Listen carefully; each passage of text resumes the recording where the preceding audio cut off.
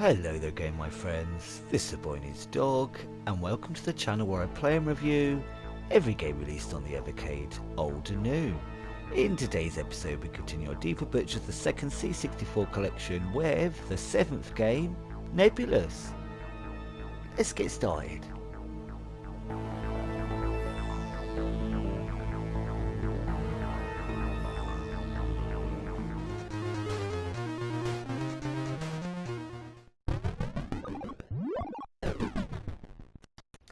Nebulus is a vertical puzzle platformer developed by John M. Phillips and originally published by Hawson for the Commodore 64 in 1987, renamed Tower Toplet in the US when published by US Gold.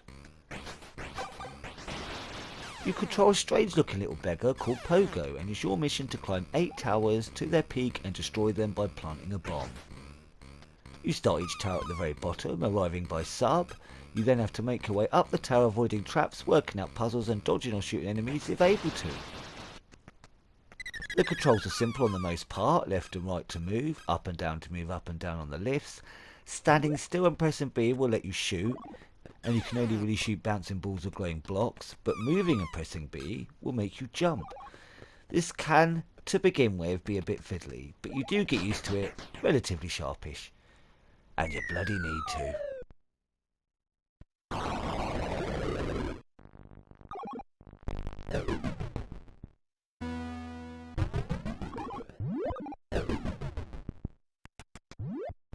What's really groovy about Nebulus and what makes me feel it's aged very well is how the levels are constructed. As you push left or right to move, your character stays central but the tower behind you turns clockwise or anti-clockwise. In a sense you're bringing the platforms etc. towards you rather than you moving to them. It's such a gorgeous graphical trick that gives an almost 3D depth to the actual flat wraparound stages, and it's something I will never grow tired of.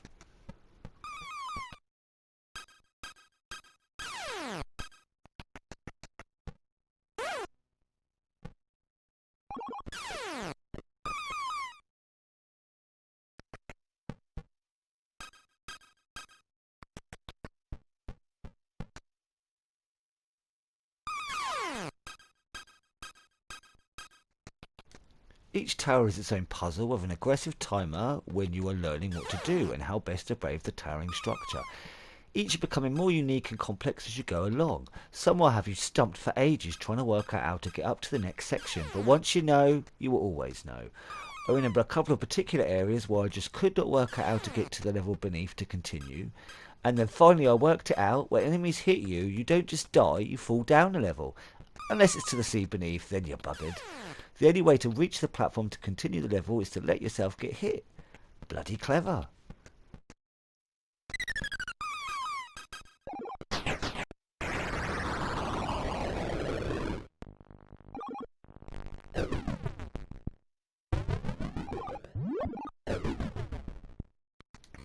You'll die a lot as you're learning the correct route. The game is based entirely around the trial and error system, and I know nowadays that may be a bit frowned upon, but I generally enjoy this type of game. Every time you finally crack a section you've been stumped on for ages, it feels great. Also, the first time you can speed run a tower or even 2 in a row without making a mistake can feel Mila tier perfection. Oh, it's fantastic. A rare event, mind, but nice when it happens.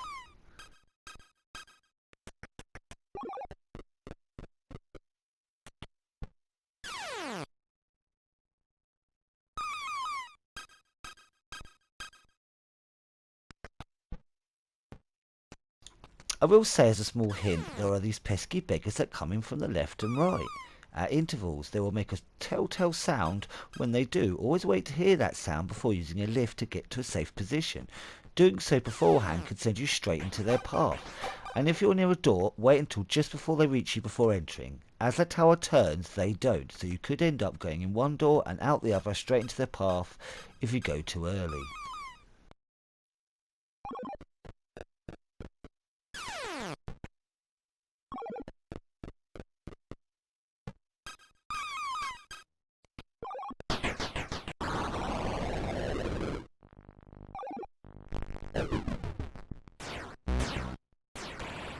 Between each tower is a bonus horizontal scrolling underwater stage where you can drive your sub, shoot aquatic creatures in bubbles and then collect them, with very impressive layers of parallax scrolling for the time.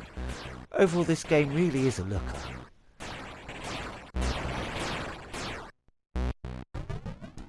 And that's your lot, but it's a good lot really, with an addictiveness that makes you want to keep returning, knowing one day you will beat all 8 towers. Oh yes, one day.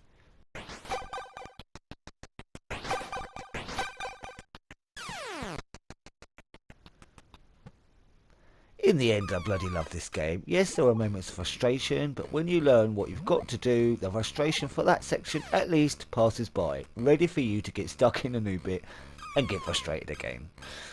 This is definitely one of the top titles on this collection, and no mistake, and a great one to add to your collection. I can't praise it enough. And I'll leave you with the rest of this level, just to show you how bloody on the line it was at the end. But if you've made it here to the end of the video, thanks ever so much for joining me. Leave a thumbs up or comment if you'd like. Either way, I'm just chuffed you poked your head in to take a gander. As always, I hope you're having an awesome day, my friends. And until next time, be seeing you.